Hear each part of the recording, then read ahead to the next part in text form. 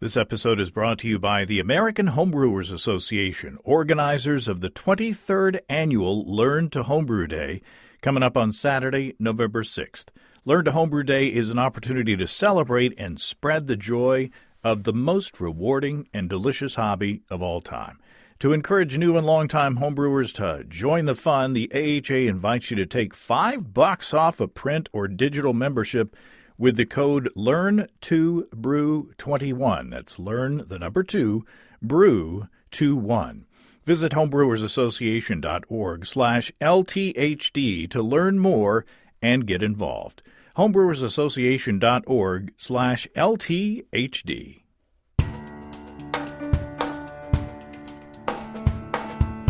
Welcome to Basic Brewing Radio for Thursday, October 21st.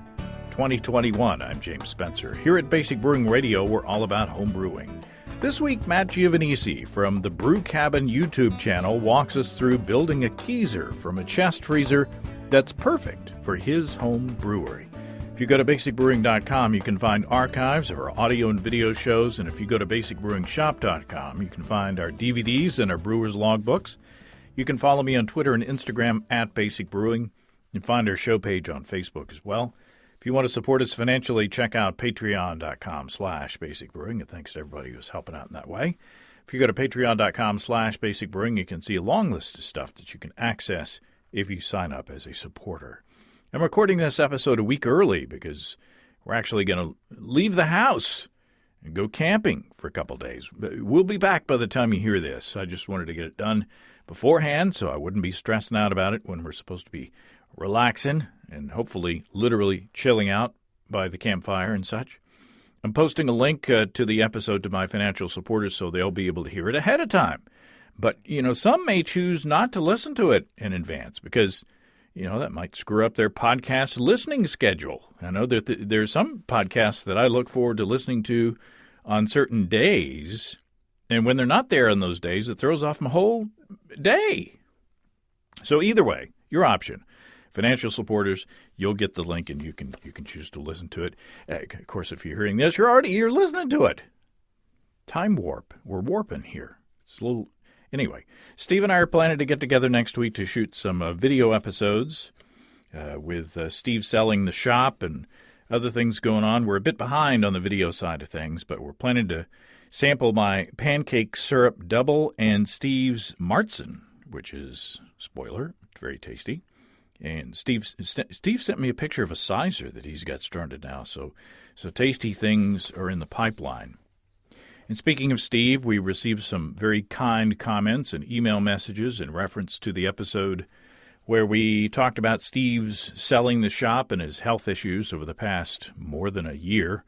And after the interview, after we got done recording, Steve said, he was kind of worried that he was oversharing. He said, be sure to cut out a bunch of that stuff if you want to. But I think most of you who have been following the show for years are concerned and appreciative of his being open about the way things are going. So hopefully things are on the upswing from here on out. The good news is that Steve has been spending some time fishing.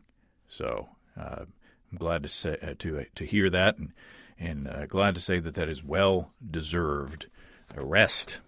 Let's talk for a minute about our friends and sponsors, Desiree and Dave from High Gravity in Tulsa. I spent a lot of time talking about the Warthog electric systems and controllers that you can find on highgravitybrew.com and how you can save $75 off your Warthog purchase with the code EBC75BB. But there are also a ton of fresh, high-quality beer ingredients waiting for you on highgravitybrew.com. If you click on the homebrew ingredients link on the side of the page, you can find the Build Your Own Beer feature. And let's walk through that a bit. First of all, you can choose all grain or extract when you first click on the link. I chose all grain. And at the top of the page right away, you can see 19 base malts available both by the ounce and by the pound, 16 kinds of crystal malts, and 29 specialty malts, all on one scrolling page. And that's not counting the unmalted grain that you can find on there. And that's not getting into the hops and the yeast and the adjuncts and so forth. And your total, the neat thing is, your total updates at the bottom of the window where you can keep an eye on it as you go along. Check it out. Very cool. So highgravitybrew.com can help you take the pain out of propane and put the fun into putting your next recipe together. That's all at family-owned and operated highgravitybrew.com. That's highgravitybrew.com. Okay, Matt Giovanisci has an eye for detail, both in producing videos and in building his drool-worthy homebrew setup, and his latest challenge was designing a Keezer that's perfect for his space. Matt Giovanisci, welcome back to Basic Brewing Radio. Thanks for having me back again. You keep doing fun projects and stuff, and I keep calling you to come back because the videos that you make are not only informative, but you have an eye and an ear for parody, especially in this video and the previous video, the 2001 parody. But this one is a video about how to build a Keezer on your Brew Cabin channel on YouTube, and you became the Property Brothers. Yes, I did. Thank you for noticing. and you didn't. You just imitated so well the rhythm and the shot selection and the random interstitial B-roll shots in between them.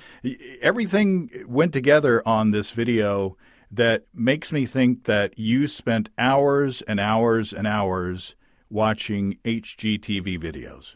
Yes, I don't watch it, casually. So I had to download Discovery Plus because apparently that's where all of the HGTV content is now. And I just pulled up on my computer, HGTV, sat at my computer, and just watched. I watched a lot of Property Brothers and a lot of Flip or Flop, like old episodes, first season to the third season of a lot of these, the most popular shows. And I just sat and I had Apple Notes up and I was just writing notes on how they did certain scenes, transitions, how they, like every camera was like a film crew. So there's like camera movement and camera shaking throughout the entire episode because it's kind of shot documentary style. And then I noticed sometimes there were voiceovers, sometimes there were lower thirds, there transitions where they would, establish the location. So all of that stuff I wrote down, and I have a huge list, a bulleted list of what I found to be the same thing over and over again. And it was funny because I had to call down my girlfriend because I was playing just the beginnings, like the first season, first episode of maybe 10 or 15 shows, and just laughing how they all start exactly the same. It's like this. It's like they almost plug and play the scenes in. And I'm like, okay, this is ripe for parody. I mean, give me a break. There's one thing that you missed. And in every one of these shows where they're renovating a space, no matter what channel you watch, what show it is, they always uncover something that's potentially disastrous and that's going to throw this project over budget. And I don't remember that happening. And did you do that too? No, I didn't, because I had shot I shot the Keezer build before I had the idea for this HGTV parody. So I didn't know I was going to do this. When I was building the Keezer, I just had a camera on a tripod set up, and I just made sure to get all the shots of me, doing the work. So, yeah, it wasn't until afterwards where I did write a script. There is a script. And I was trying to figure out how to create a moment of stress, and then bridge that into maybe I was thinking about doing a fake commercial to kind of break it up a little bit, but I couldn't think of what the stress point was. I actually didn't have anything go wrong in the Keezer build, despite it being the first time I ever screwed two pieces of wood together at 38 years old. So, yeah, it went smoothly. I didn't have it. I couldn't figure out. I didn't want to manufacture fake stress. I was already manufacturing something else in the video, so I didn't want to add another layer of, oh, that's fake. So I ended up just nixing that idea. Yeah, But I did notice it. It's always there. Yeah, yeah. There's Something always goes wrong. My wife and I, because we're old, we love the HGTV shows, and we love to see how things are renovated. And there are certain shows that we watch that we like the way they decorate things, and there are other shows that say, if that tile pattern was in my bathroom, I couldn't concentrate to shave in the morning. So right. But we're not talking. This isn't a show about how to build a video, right? But I'm such a video nerd that I had to get that out there. Yeah, but I appreciate it. I appreciate you catching all of the things. It was a lot of work. Oh yeah. It only took me a couple of seconds to get I was like, wait a minute, this rhythm, I recognize this. Yeah. So good job on that. Thank you. But also good job on that's a good looking Keezer, and I'm assuming that it works. It does, yeah, it works. First of all, let's start with the base. Did you go? What kind of freezer, deep freeze, as we say here in the South? What kind of deep freeze did you start with, and did you go new or did you go used? I went new because I wanted it to work, and I don't have a truck big enough to haul it, so I had to get it new. Although I could have done it with any Keezer. And in fact, I was trying to find a black one, like a manufactured paint job black Keezer, because I wanted it to, just as a designer also, I just wanted to look good in the space. And I kind of had an idea of how I wanted it to look before I bought anything. And I knew I wanted a black freezer, but I couldn't find a black freezer that was affordable. So I ended up finding a freezer through a big box retailer. And I think I paid $400 and it got delivered. So it got dropped off right in that space where you saw it in the video. And it's pretty big. That was the other thing too. It was hard to find a big one. So most of them are between 5, 7, 10 cubic foot. I actually have a 7-foot cubic freezer that we have for just, food and hop storage actually. And so my friend had one that was a little bit bigger, and I saw it at his house, and I thought, oh, he has like 6 taps. I'm like, that's a lot. But he also had room for cold storage, which was mainly what I was thinking was, okay, maybe I could get one that could hold 4 taps and then have maybe a space for 2 more kegs where I could just condition, maybe like a lager or a Kolsch or something, or just have kegs on deck. And so I ended up just going as big as I could without being ridiculous. Although 15 cubic foot, I think it was 14.8 cubic foot. It's big. It's a big space. And I had room. So I actually, I measured my area where I was going to put it to make sure it would fill that entire space. So it was kind of a bunch of factors that made me go 15 cubic foot. And you can scale down this strategy for smaller freezers. Oh, yeah. You don't have to buy the biggest one in the store. No. Just more lumber. And you've got a big space. You've got a converted garage type space that you have with your fancy brewery that you can hear about if you listen to the earlier episodes with you on the show, and also see your videos on your Brew Cabin channel as well. So you went with six taps. Yeah, that's a lot of beer. That's on top of a kegerator that I have that holds 3 taps. So I have 9 total now. I know it's, part of me in my head, I'm like, I could serve carbonated water. I could serve a cider. I could serve wine. I could serve cocktails. And that's kind of what I was thinking. And it's honestly right now all beer. So I have 9 beers on tap, and they take a while to drink. But there's variety now, so people can have samples. So it gave me space to just do the thing that I actually like doing, which is the brewing part, and then not feeling like I was out of kegerator space. And I'm like, well, I can't brew this weekend because I don't have room. But now all of a sudden I have too much room. Now you started by painting the freezer with chalkboard paint. And there was one thing that you said you would do differently the next time, though. Yeah. I did a lot of research on painting a refrigerator. There's quite a bit of content, but not as much as you think. There was a really good YouTube video I watched, and then there was a really good article I read. One was from the UK, so a lot of what they were recommending weren't available here, so I kind of had to figure it out. But the general idea of how you would do that is you need to sand it down. That's the first thing. Get that glossy finish off and take all the stickers and whatnot off of it. And when I just sanded it down with 120 grit and 240 grit sandpaper. And I did it by hand. In hindsight, every single video showed an orbital sander that they used, and I thought, I don't need an orbital. This is my one big project for the next 2 or 3 years of my life. I'm not, I don't do a lot of DIY projects like this, so I'm not going to go out and buy an orbital sander just to have it sit and collect dust in the garage.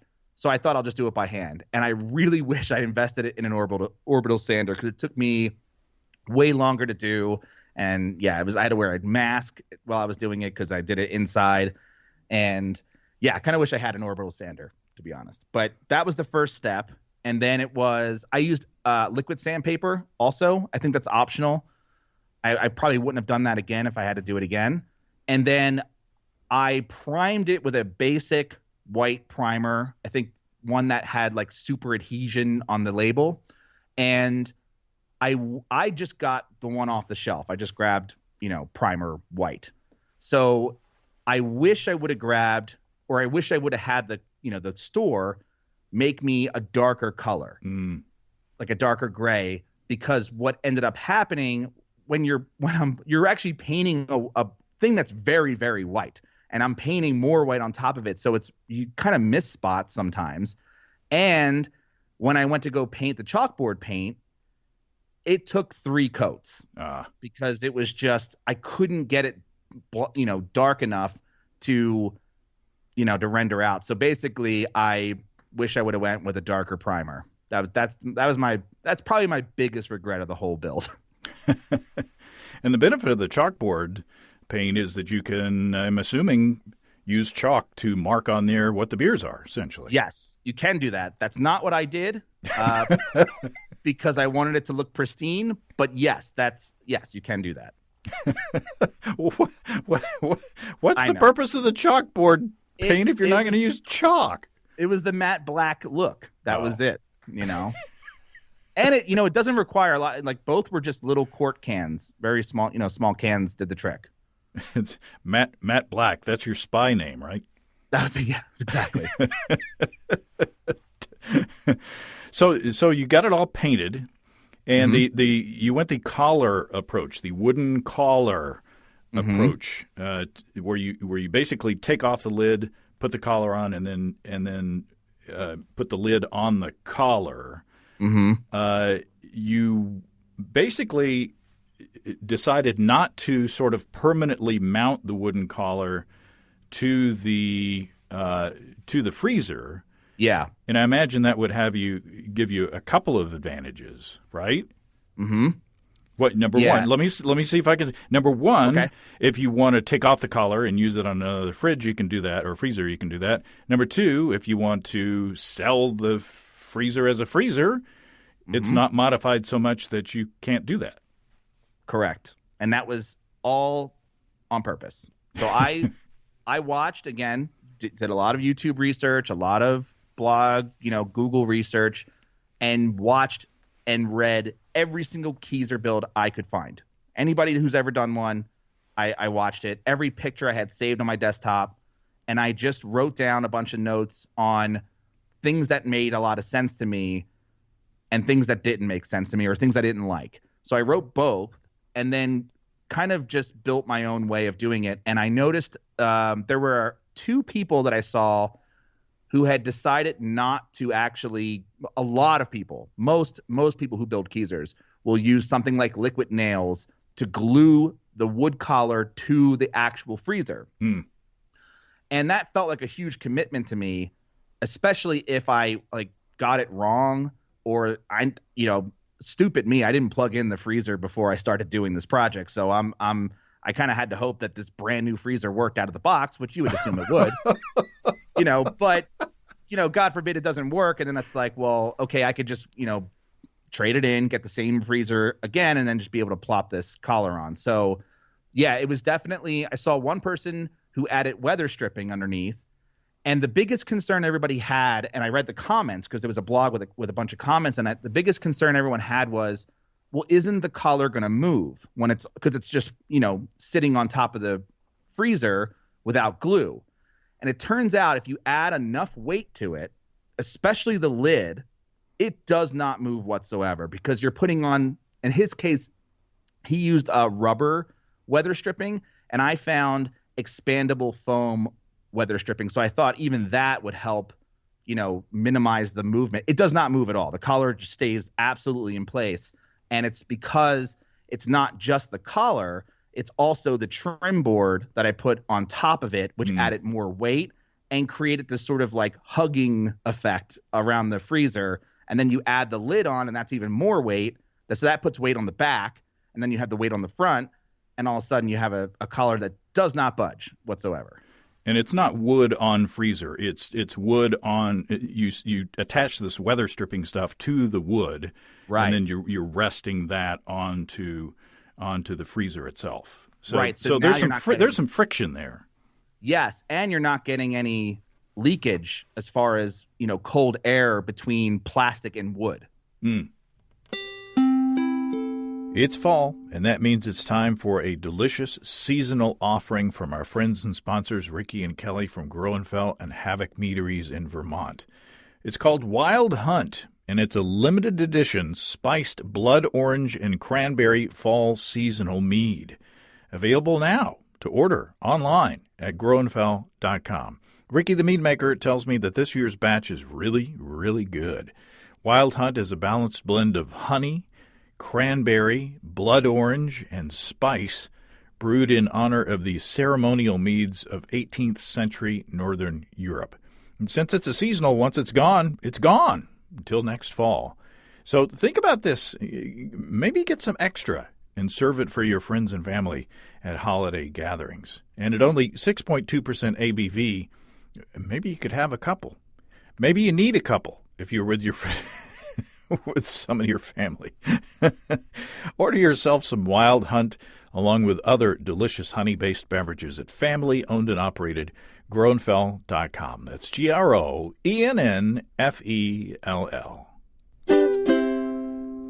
And you did seal the joints in the corners of the wood to insulate that as well. Yeah, and that one. So again, I said it earlier and I'll say it again, and I feel embarrassed to say this, but I've never really screwed two pieces of wood together.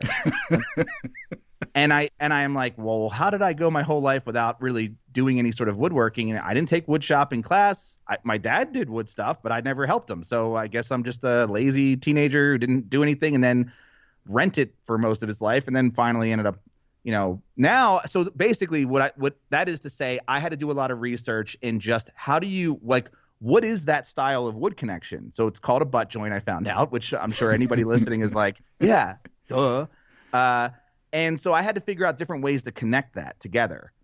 And my first instinct was to just take nails, or not nails, but wood screws, and just screw right into the front and into the side of the board to create that sort of butt joint. But I found out that when you drill into the, the end grain, that it could cause the wood to split over time or even in that process. So I thought, okay, good. I learned that, and I was going to do that. I also learned when I was measuring that 2x4s or 2x6s in my case aren't really 2x6. They're 1.5 by 1.5 by 5.5. So when I was measuring for the collar, I didn't know that. My dad told me that because he's in the business. So I was like, oh man, thank God I called you. So yeah, I found that out. And then when it came time for that, the butt joints, I had two options. I saw one guy do brackets, which I thought, okay, I'm capable of brackets. And the other one was pocket holes. And I thought long and hard about buying a pocket hole driller and special pocket hole nails. And I'm like, well, that's just another piece of equipment that will collect dust in my garage. And so I ended up going for the brackets, which, again, if I had made any mistakes in measuring, then it would have been easy to just unscrew it, get the wood cut again, and then re-screw those brackets back in. So they became reusable in a way, and I thought I liked that idea better. But it did leave in some corners, and perhaps because of my drilling and measuring, there were some slight gaps, and I just plugged those up with a weatherproof silicone sealant, and that it was fine. Now, Mr. Shepard, my shop teacher from junior high, Southwest Junior High in Hot Springs, Arkansas, he would have recommended maybe a rabbit joint, or maybe a dado. Yeah, those are just two words I remembered from shop class. I'm not sure either one was accurate. Yeah, probably, there was one with dowels, and I'm like, I don't have any of this equipment. I don't, everything seemed more complex than pocket holes seemed like the best option to me. And I was about to do it, and then I saw somebody with brackets, and I'm like, okay, I think I could find brackets. And again, one of those things that if anything were to go wrong, I feel like I could have salvaged the wood at least.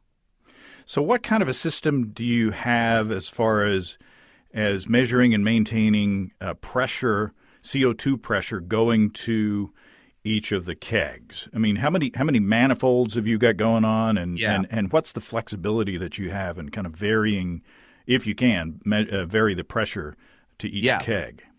One person who built a Keezer ended up adding a multiple stage secondary regulator.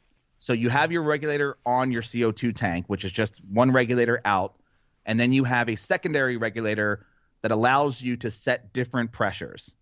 And I think they had one that had a two-stage. So you could set one at, say, 30 PSI and another one at, your serving pressure, 12 to 14, 15 PSI in my case, because I'm up in the mountains.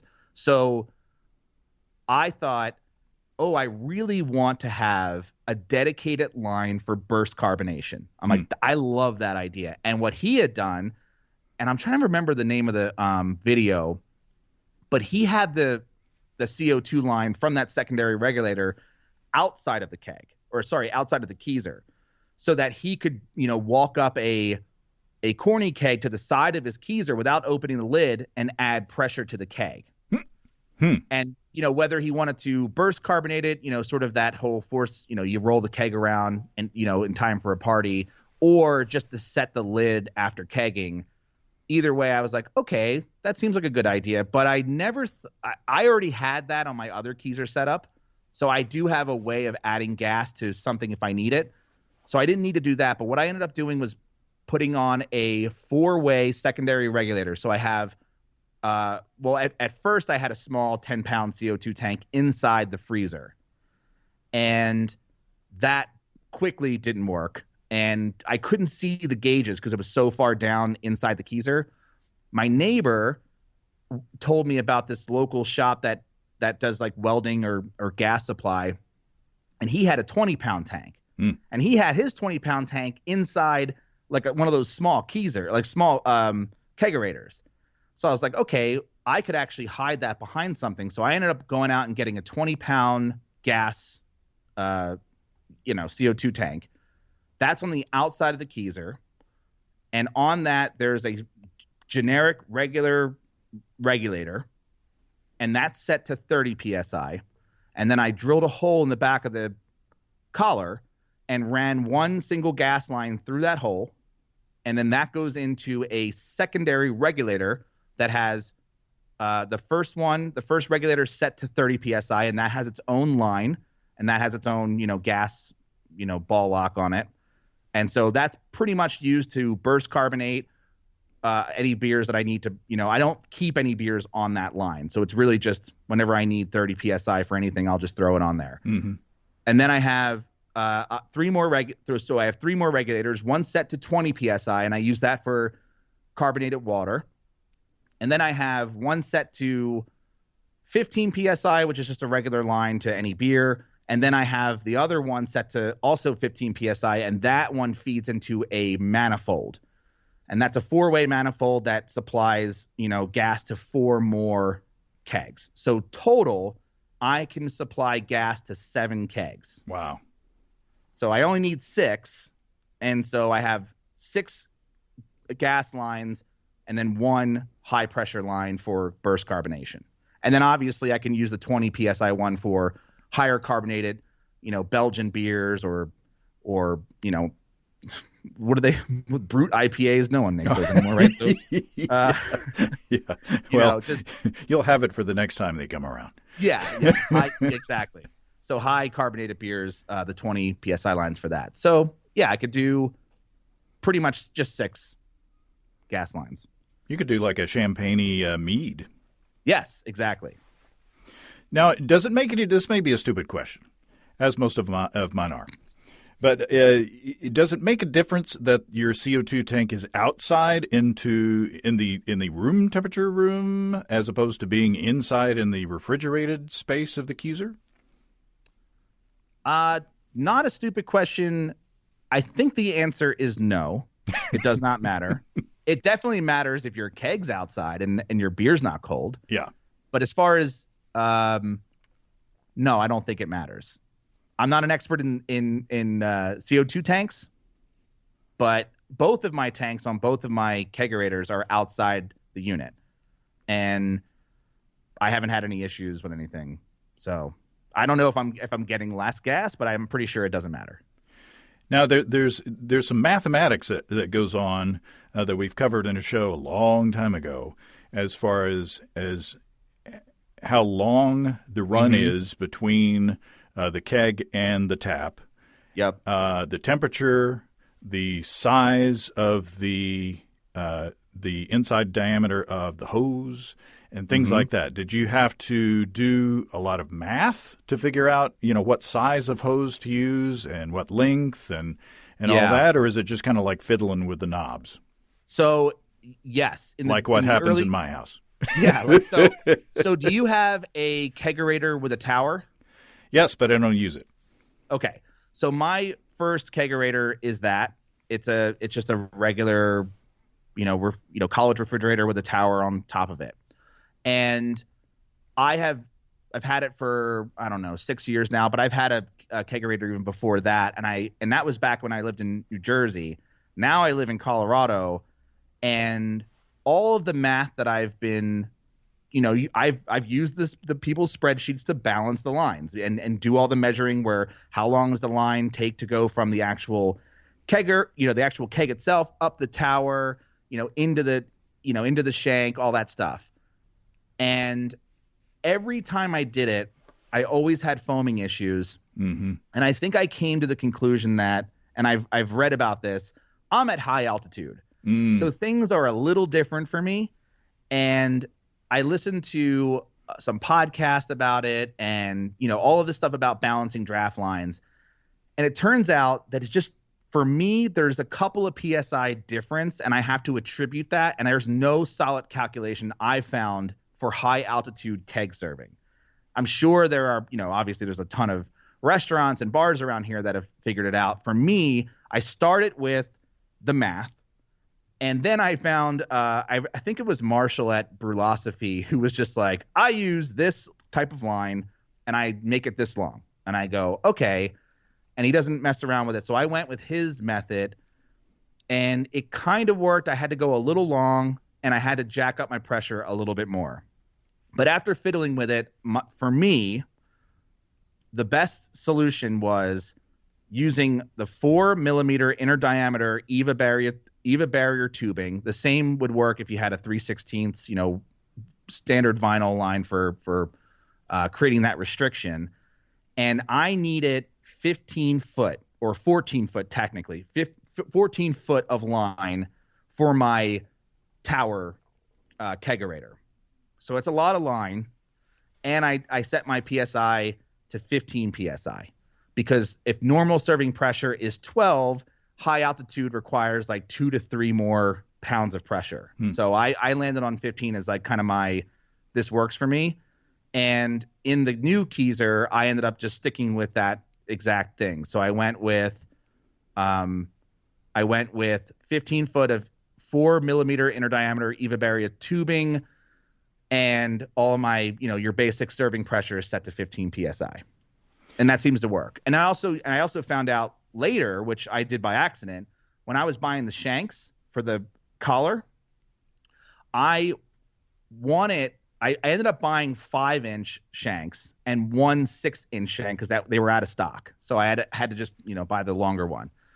When I put it into the collar, I had a lot of extra room. So I could have gotten away with a 4-inch, which would have been a little bit better for me as far as space. But I found out that a longer shank helps with it stays colder. So it helps with the foam reduction. I just heard that from a comment, so I'm not sure if that's true, but I'm glad I picked the longer shanks for that reason. Yeah, I stopped using my tower. It's got 2 taps on it because the beer would sit in that collar and get warm. I know they sell little computer fans that you can put a little computer fan to run up in the collar and keep it colder. Yeah. But the beer sat in that warm tower. And, so the first pull would be foamy. And and also, since if you don't use it a whole lot, the taps that I have, they get sticky. Yeah. So it just became such a pain in the butt that I just put picnic taps on on my kegs.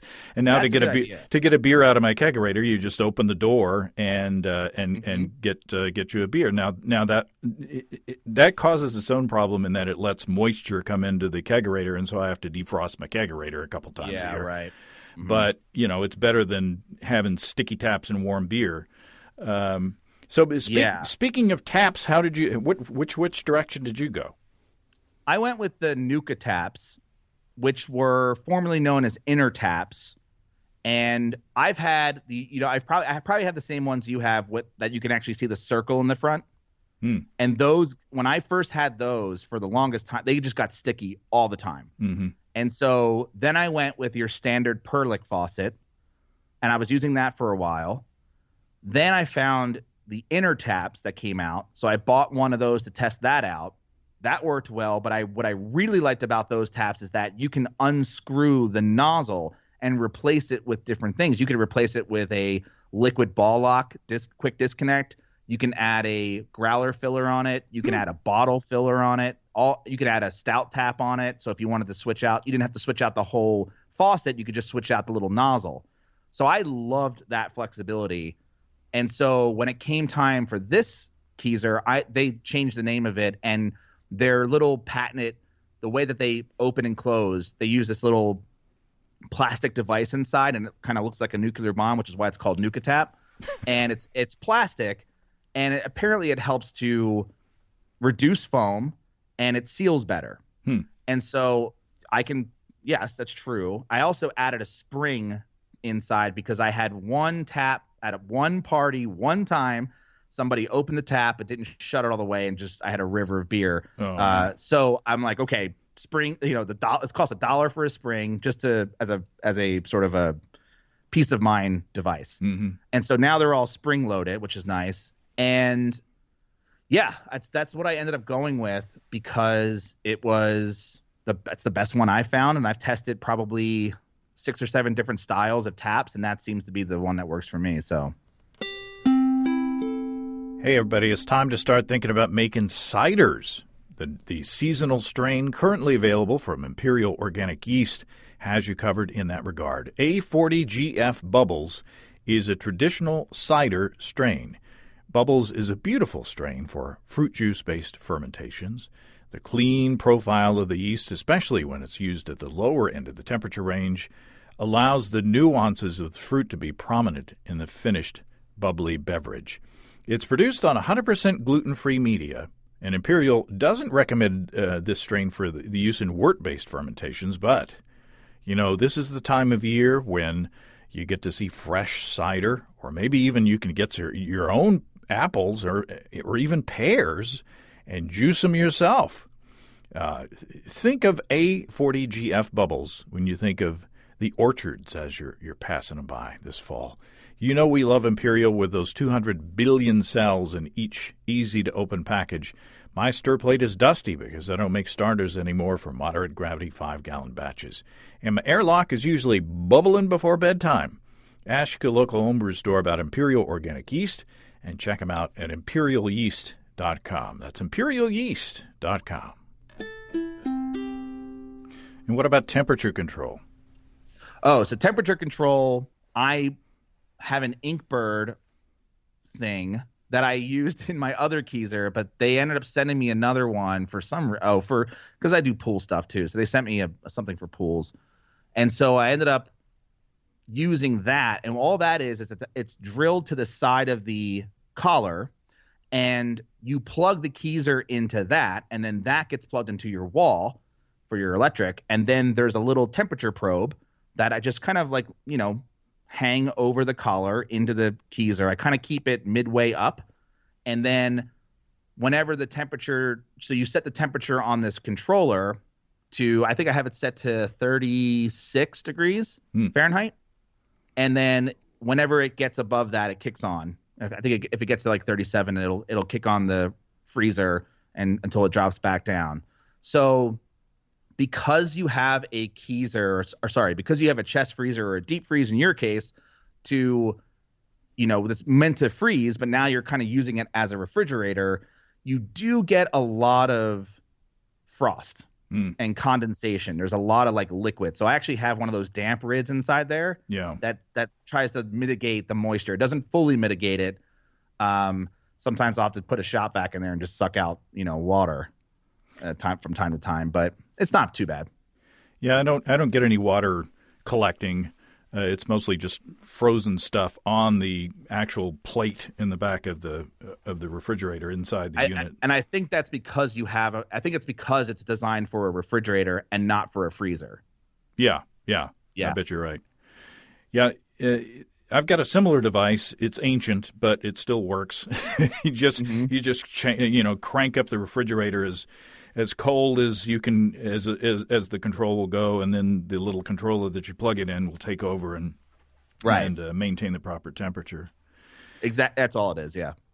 And you've got I assume that's a pre-made like drip tray on the outside. It's a stainless steel, fancy looking thing.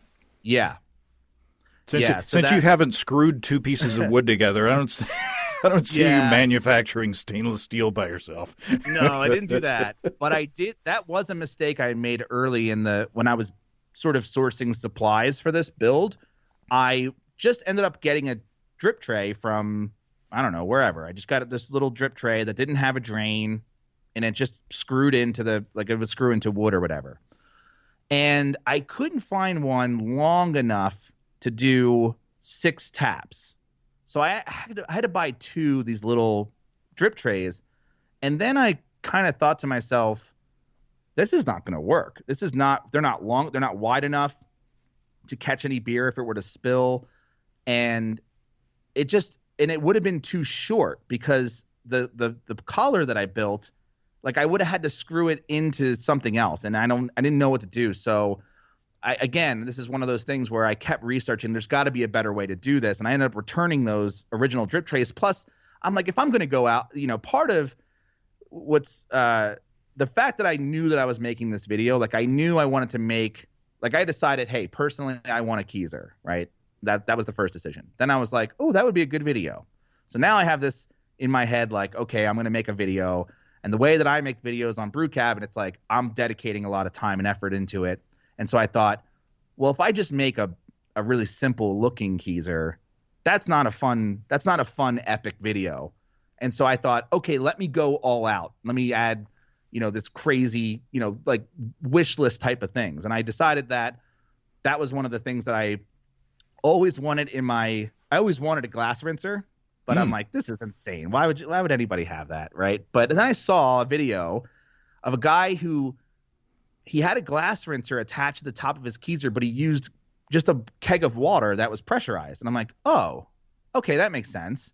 And so I ended up finding another video where a guy had a 16 tap Keezer with lights and a glass rinser. And I'm like, okay, I'm not going to go that crazy, but it was just kind of like inspiration pieces. And I saw that he had gotten a custom made one. And then I ended up finding one from, I think it was just Micromatic, a pretty standard, beer draft company, and they had one that was already 6 taps, and I thought, oh, that solves everything. It's the tap holes, so I don't have to like measure the distance between the tap holes because it's already built into the wall mount drip tray, and it had a glass rinser, and it had a drain port. So I'm like, okay, that solves a lot of problems, and it's pretty epic.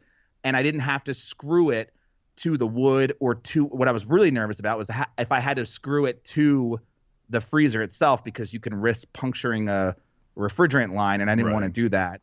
So I know they make ones that are magnetized, so you could, and I'm like, there's no way magnets are going to be strong enough to hold if somebody rests a beer on it or something. It felt like a disaster waiting to happen. So I found that, which was probably one of the more expensive pieces of the whole build, but was like totally worth it. And so you've got you're running your glass rinser with a little keg. Is it like a small water keg inside the? No, it's a full corny keg just with water. Okay. Just RO. I used RO water because I had it, and what's great about it is that, the whole reason to rinse your glass is to get rid of all those like nucleation points, I think they call them, and just any dust that's in there. But it also cools down the glass so that when you do pour, that beer is hitting cold and not warm, so you're not going to get a ton of foam. Right. So the fact that I could keep the kegerator was big enough to hold a dedicated keg just for water, just for rinsing glasses. I'm like, okay, well then that solves that problem. And I don't keep it pressurized all the time. I'll just throw 30 PSI on it every once in a while, if I'm having people over, because I don't personally use it all that much, but it's just it's more of a party trick. And, so. Well, it's nice. I mean, you know, if you're going from a thick, imperial stout to a nice light pale ale, you don't want, you need to rinse. Right. And then having the drain tray, which was like because my kegerator doesn't have, and maybe yours does. Does yours actually drain? No, it's another reason not to use the thing on the top, because it's just like a little plastic tray that sits on top, and you got to remember to. Yeah, and it's shallow and it gets disgusting, and I had a used kegerator way back in the day in New Jersey, and that one actually had a little cup on the inside of the refrigerator and a little hose that came down, so it actually collected in this disgusting cup inside the Keezer. Which is nice. I mean, it did the trick, but it reminds me of that scene in Sideways when he drinks the the dump bucket. Oh God, yeah. It's a desperate evening when you drink the drain cup inside your. Yeah, and I'll tell you what, it gets very disgusting very quickly, especially when you're mixing like cider and beer and wine and cocktails and yeah. So where does your drain thingy drain? There's just like a hole in the bottom, and what I did originally was I thought, okay, I'm just gonna run a long hose into a bucket that maybe I hide behind the Keezer or something, and gravity doesn't let that happen. So I ended up having to just put a little bucket at the bottom, right underneath it, with a very short hose, so it drains very quickly into this bucket. But then you see the bucket. And I had all this, I thought like, okay, well, you can see the bucket, so I'll just make the bucket white or dark so you can't see it, right? You don't see the disgusting liquid inside. But then I was like, well, then how am I ever going to know that it's filling up? And then there's going to be one person that pours the beer, and I'm going to have a flood of disgusting liquid flowing over this bucket because I forgot to empty it. So there was that problem. And so the way I solved it was I found a clear bucket from some store, like some dollar store or whatever, and it was a clear cereal bucket. A cereal bucket. That's weird. Like a cereal container. And it was clear, and I just drilled a hole in the top and put a rubber grommet in there and ran the hose in there, and then drilled another hole to just let air escape. And then I was like, all right, well, this looks gross now because you can see it. So I decided to add a box around the bottom of the drip tray, like a 3-sided box, just to hide the disgusting drain liquid. So bucket. This is an oblong bucket, kind of. It's kind of It's not a cylinder. It's not a cylinder. It's a flattened, like a box. Yeah. Yeah. And it could go bigger. I could make a bigger one, but then it just becomes harder to empty, Yeah. And it, so then you trip over something and 5 gallons of nasty yeah. And I beer drippings I didn't goes want it everywhere. open, right? I didn't want that beer exposed to the air. So it has an airtight seal on it. And then I drilled a hole and added a rubber grommet to feed the tube through. And then I do have one tiny little hole that I had to add just so that the airflow would work. It wouldn't get caught. So you can't smell it, which is great, and it doesn't attract bugs, which is also great. So it works. And and then every once in a while I got to pull that 3-sided. I put handles on it too, so I could just pull it away from the Keezer. So it's not glued or attached in any way. It's just a 3-sided box. And so I just move that away, and I look at the container, and I go, all right, and then I'll pour the container. I don't have to detach the hose or anything. The hose is flexible enough that I can just pour it into another vessel and then dump it down the sink. So what have we missed? What other things did you do? I think we covered. Did we cover it all? I added lights. I added lights to it, and that's a party trick. And that was more for the video, and I was like, oh, I found lights that were $10. I was like, all right, this can't be a bad idea. I don't think we missed anything. Would you call it the perfect Keezer? Because I'm looking for a title for the episode. I was thinking maybe the ultimate, but I've seen that 16 tap kegerator. I'm like, that's pretty ultimate. I don't know if mine fits that criteria. Perfect. It's pretty good. It's pretty good. There are a couple things that I could tell you, like maybe there's a couple regrets and there's a couple of things I didn't think about. One of them is you have to lift 5 gallons of beer up and above the collar and into the keg, into the Keezer. So lifting that kind of sucks as opposed to the refrigerator door. You just open the refrigerator door. You don't have to lift it, just a few inches off the ground and into the door. So that is, that I think that is like kind of one of the bigger downsides of a Keezer in general. You are wasting some energy with the wood collar. So I sealed up the joints, and that's okay, but still wood is a pretty bad insulator. So, and because I have all the taps in the front and I have the regulators kind of drilled to the side, there's very little room for me to add insulation. I do have some green board 1-inch thick insulation that I plan on adding later. And so as far as but compared to a refrigerator, it doesn't leak as much air as the Keezer, because the Keezer, the cold air stays pretty low, and as long as you don't open the lid too much. The one thing about the form factor of a deep freeze, which is a horizontal deep freeze, is that cold air sinks. Yeah. And as long as you don't open it, or as long as there's not a breeze flowing through that goes through any cracks in there, you would think that, like in a grocery store when you go in and you have the open refrigerated horizontal containers, the reason that they stay cold is because cold air sinks, and so they stay in those containers. Now the thing about like my style is it is easy to open the door and put the kegs in, but it's also easy when you open the door, all the cold air falls out on the floor. Spills out. Yeah. And so one of the things that I did add besides the damp rid is I did add a computer fan inside the Keezer, and the computer fan sits at the bottom of the Keezer, and it has a tube that goes up. And so all it does is it takes the cold air from the bottom and circulates it with the warm air from the top. And so it just keeps air circulating inside the Keezer to keep everything at a uniform temperature. Interesting. I'm not sure. Is that necessary, you think?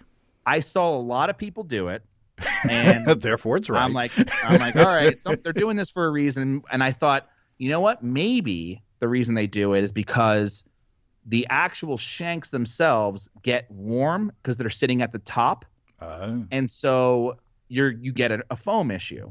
And I didn't have a foam issue, but I thought, if everyone else is doing it, and not a good reason to do something, but there was a lot of people doing it, and I thought, okay, there is some science to this. There is some like I like the idea of uniformity as far as cold air is concerned throughout the Keezer, and so I'm like, all right, it wasn't an expensive little ad, but it does run all the time. But it's a little computer fan, so it's not too bad. But yeah, I'm not 100% sold on that being, important, because I did have one for my Keezer, for my kegerator, because of the same thing you said, like the tower getting warm. So I had the same little computer fan that sits inside the refrigerator and blows cold air up through the tower.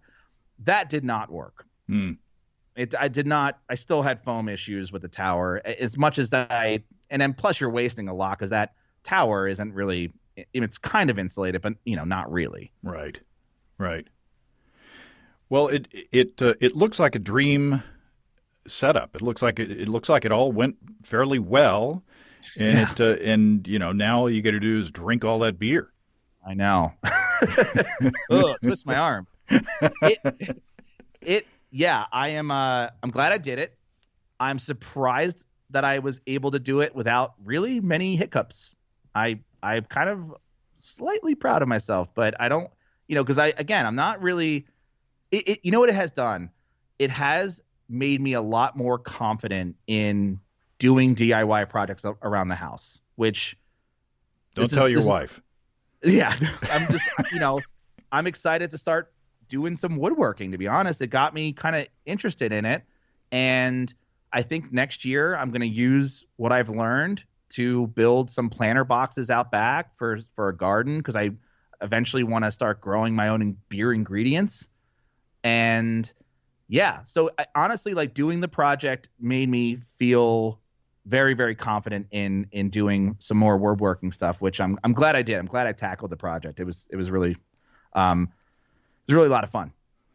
Well, it looks great. The video, like I say, is really good. Again, thank you. So kudos on both projects, and I hope that people go to the Brew Cabin channel on YouTube and check it out. Yeah, appreciate it.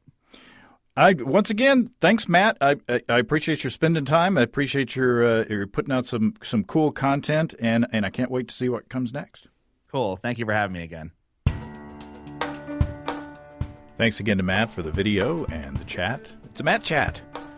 Check out his Brew Cabin YouTube channel for the video about this build. Very useful and fun stuff. And now for me, it's off to the campground. Well, not today, but soon. And by the time you hear this, we'll be back. Ooh, that was quick. Do a little time warp. Madness takes its toll. If you have brewing questions, show suggestions, or just want to say howdy, write to james@basicbrewing.com or just fill out the contact form on basicbrewing.com. And please don't forget to tell us where you're from. Check out our mobile-friendly shop at basicbrewingshop.com. Thanks to everybody supporting us through our Patreon link. Special goodies coming your way. Check that out at patreon.com/basicbrewing. It's all until next time. Until then, thanks for listening, everybody. I'm James Spencer. Production help for Basic Brewing Radio and our website is provided by Kelly Dodson. Basic Brewing Radio is a production of Active Voicing. We'll talk to you next time, everybody. In the meantime, stay well and stay tuned. So long.